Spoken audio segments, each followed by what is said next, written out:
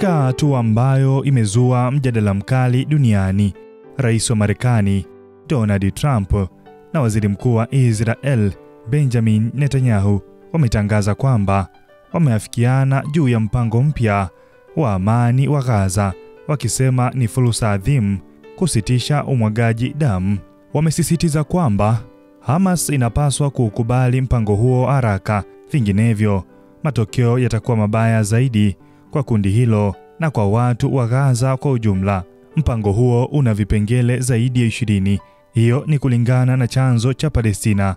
Vipengele hivyo 20 ambavyo vimewasilishwa rasmi kwa maafisa wa Hamas. Moja ya masharti makubwa ni kusitishwa mara moja kwa operesheni za kijeshi pamoja na kuachiliwa kwa mateka 20 wa Kiyahudi na zaidi ya 20 ambao inasadikika wamekufa ndani ya saa 72.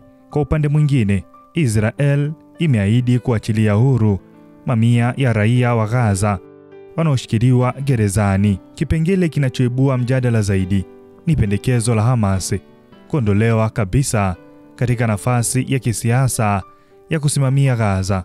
Kwa mujibu wa rasimu hiyo, kuondolewa kwa Hamas kutafungua mlango wa hatua kubwa zaidi ya kidiplomasia kujenga nia ya upatikanaji wa taifa kamili la Palestina. Hatua hii, kama ikitekelezwa, inaweza kubadili historia ya ukanda huo uliojaa misukosuko kwa miongo kadhaa.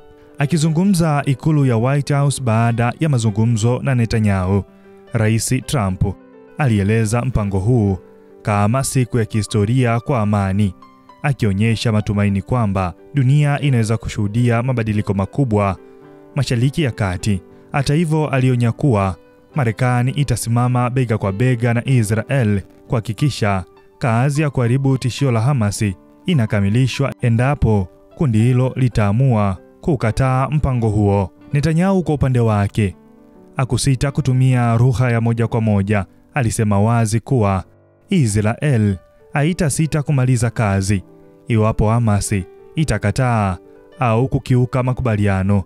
Kauli yake imetafsiriwa na wengi kama ishara ya shinikizo kubwa kwa Hamas, lakini pia ni ujumbe kwa jumuiya ya kimataifa kwamba Israel haitarudi nyuma katika lengo lake la kuondoa tishio lolote la usalama. Wachambuzi wa siasa za Mashariki ya Kati wanaona mpango huu kama wa kisiasa, lakini ni ngumu kutekeleza. Hamas mara nyingi imekataa masharti yanayodhoofisha mamlaka yake ya kisiasa, huku ikijionyesha kama chombo cha upinzani wa silaha dhidi ya ukaliaji wa Israel. Kutakiwa kuondoa ushawishi wake wa kisiasa Gaza ni sawa na kutaka kundi hilo kujikata miguu yenyewe. Vilevile bado kuna maswali makubwa kuhusu nani hasa atakayechukua nafasi ya Hamas kusimamia Gaza iwapo pendekezo hilo litakubaliwa.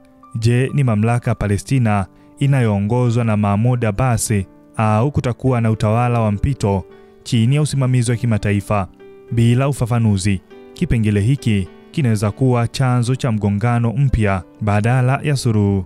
Kwa raia wa kawaida wa Gaza na Israel, mpango huu unaleta mchanganyiko wa matumaini na hofu. Kwa upande mmoja, kusitishwa kwa mapigano kunaweza kumaliza mzunguko wa mauaji ya raia, uharibifu wa miundombinu na mateso ya kisaikolojia. Kuachiliwa kwa mamia ya wafungwa pia kunaweza kufungua ukurasa mpya wa matumaini ya familia nyingi. Lakini kwa upande wa sarafu, unaonyesha hatari. Endapo Hamas itaukataa mpango huu, Israel huenda ikaongeza mashambulizi yake kwa nguvu kubwa zaidi, jambo ambalo litazidisha hali mbaya ya kibinadamu Gaza. Trump na Netanyahu wanauza mpango huu kwa ulimwengu kama daraja kuelekea amani ya kudumu na hatimaye kusimamisha taifa la Palestina. Lakini historia ya mizozo ya Israel na Palestina imejaa mapendekezo ya amani ambayo yalisambaratishwa kabla hata kufikia utekelezaji. Suala kubwa ni iwapo pande zote ziko tayari kutoa sadaka za kweli. Israel iko tayari kutoa uhuru kamili kwa taifa la Palestina.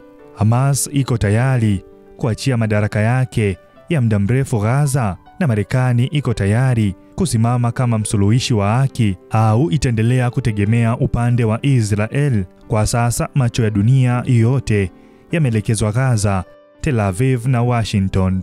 Mpango huu unaweza kuandikwa vitabuni kama hatua ya kihistoria kuelekea amani, au unaweza kuwa mfano mwingine wa ndoto zilizovunjwa katika Mashariki ya Kati.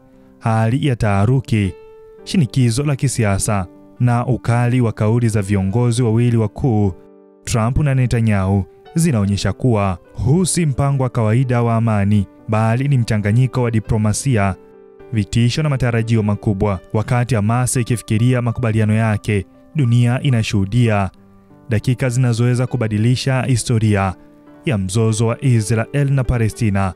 Je, itakuwa ni siku ya kihistoria kwa amani au ni mwanzo wa sura mpya ya machafuko? Hii ni BMTV Tanzania. Mimi ni Baraka Peter. Kwa heri kwa sasa.